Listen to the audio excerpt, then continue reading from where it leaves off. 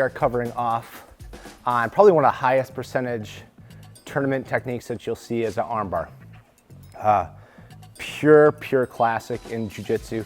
Very important to know.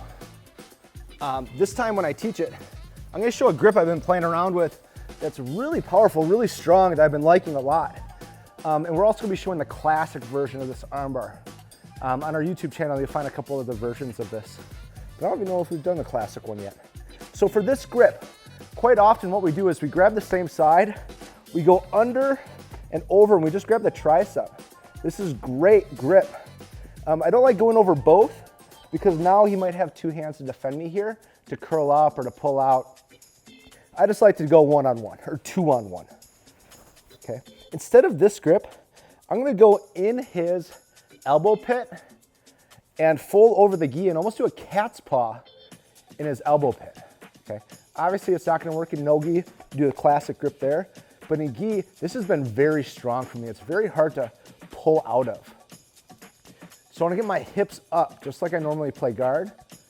C-grip the other hand, pull it up over, get his elbow past the midline and the midline. I want it up in this top quadrant, okay?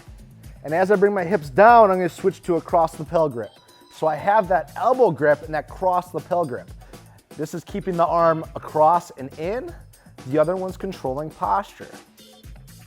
From here, I need to get to the armbar position. Right now I have just really great guard control. Okay. For me to get the armbar position, I gotta pass my leg of the arm I have trapped over his head. I can't just do it from here. I can, but it gets really ugly and it doesn't feel right. It doesn't feel smooth. So I need to turn my body to do that. To do that, I'm gonna get my foot on his hip, get my hips up a little bit off the ground so there's not as much friction, and turn. If you're a daddy long legs, put your foot on the floor but still keep your elbow in. Hip works for me. I'm gonna turn. As I turn, this foot is gonna come up to his armpit so my heel is over his head and his shoulder. This is gonna control the posture when I let go with my hand. It's a handoff. From here, it's very easy to pass my leg over Matt's head. The trick is, I don't just wanna pass it like this, because now there's a ton of space everywhere. When I do this, straight leg, attach, attach. Now I bite down and I pull everything into me. Matt should feel choking a little bit. Get to the end of the lever, okay? The fulcrum is not my crotch or my hips. It's almost my belly button right now, okay? Get to the end of the lever, make your fulcrum go up, and you just control. You have to make sure, again, knees together, curling him into you.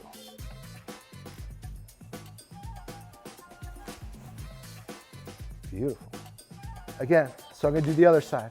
Go under, get that cat's paw grip, up, bring it across, down. As I bring down, cross the lapel if I can. Or you can just grab a head and collar grip. Cross the lapel, get my angle so the foot pass isn't awkward. But I can breathe here for a second. I got really good control. Foot on the hip, rotate, and my other foot rotates as well. He's not pointing down by his booty, coming up over his shoulder, okay? Pass it, close the space, knees together, suck him in, end the lever, extend up the fulcrum. Okay. Now, one huge trick I learned on this, I wish I learned it my first year of jiu-jitsu. When I get to the armbar position, there's two things that they're gonna do to defend that you'll find out on a later video, okay? It's to gain his posture, so you can posture up a little bit, and it's to stack me.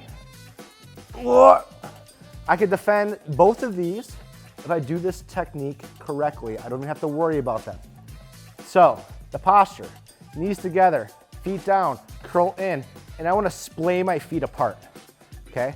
And I'm almost trying to put my heel to the floor. This is on the top of Matt's head on the crown of it. So anytime he postures up, it's very hard. You're not going anywhere.